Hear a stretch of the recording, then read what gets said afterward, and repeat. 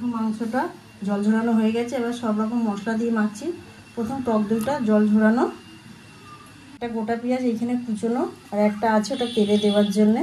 আদা রসুন বাটাটা এখানে আমি 2 চামচের মতন দিলাম, আর 2 চামচ রেখে দিয়েছি। বড় চামচের 1 চামচ হলুদের গুঁড়ো, যেহেতু 1 কেজি মাংস। এখানে এখন নুনটা দিচ্ছি না, অল্প একটু সর্ষের তেল দিচ্ছি। ভালো করে হাত দিয়ে মাখিয়ে নেবো। তো মাংসটা মাখা হয়ে গেছে, ঢাকনা দিয়ে রেখে দিচ্ছি।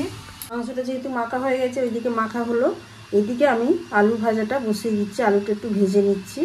হচ্ছে দেখো তেলের মধ্যে অল্প একটু নুন দিয়ে দিলাম, দিয়ে দিচ্ছি। তেলটা গরম হয়ে গেছে।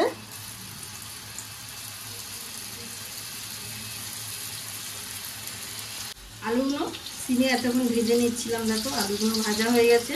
এবার আমি তুলে নেবো। দেখো আলুটা তুলে নিয়েছি, সিমেই রয়েছে গ্যাসটা।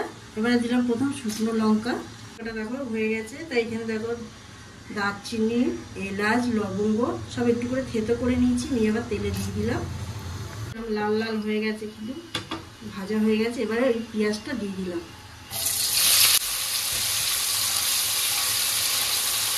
দেখো পেঁয়াজটা এরকম হয়ে গেলে এবার আমি আদা আর রসুনের পেস্টটা দিয়ে দিলাম। নাড়বো পেঁয়াজের সাথে। এরকম 2 মিনিট ভালো করে আদা রসুনের পেস্টটা দিয়ে এবারে দিয়ে দেবো 2খানা সেই ছোটো ছোটো টমেটো। টমেটোটা দেখো নরম হয়ে গেছে। এবার আমি একে কিছু মশলা দিচ্ছি। দেখো দেওয়ার সময় গ্যাসটাকে সিমে রেখেছি। 1 চামচ জিরে গুঁড়ো, 1 চামচ ধনে গুঁড়ো, 1 চামচ লঙ্কার গুঁড়ো। ওইখানে হলুদ দিয়েছি, তাই এখানে অল্প একটু হলুদ দিচ্ছি। এরপরে দেবো 1 চামচ কাশ্মীরি লঙ্কার গুঁড়ো। 1 কেজি, তাই এখানে 1.5 চামচ নুন লাগছে। 1 চামচ দিয়েছি, ফের এই 1/2 চামচ দিয়ে দিলাম। এবার গ্যাসটাকে একটু জোরে দিয়ে মশলাগুলোকে ভালো করে কষবো। মশলাটা দেখো 2 মিনিট ভালো করে নাড়লাম সব দিয়ে। মশলাটা দেখো সব পুরো ঘাটা ঘাটা হয়ে গেছে। এইখানে আমি একটু চিনিটা 1 চামচ চিনি দিয়ে দিলাম, ছোটো চামচ। মশলাটা চিনিটাকে দিয়ে ভালো করে ঘেটে এবারে আমি মাংসটা ঢেলে দেবো। সেটা এবার ঢেলে দিলাম।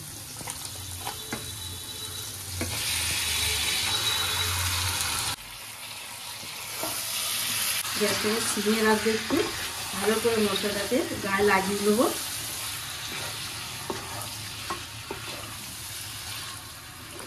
মাংসটা দেখো জোরে ছিল 5 মিনিটের মতন, তো কতটা জল বেরিয়ে গেছে মুরগির মাংস দিয়ে।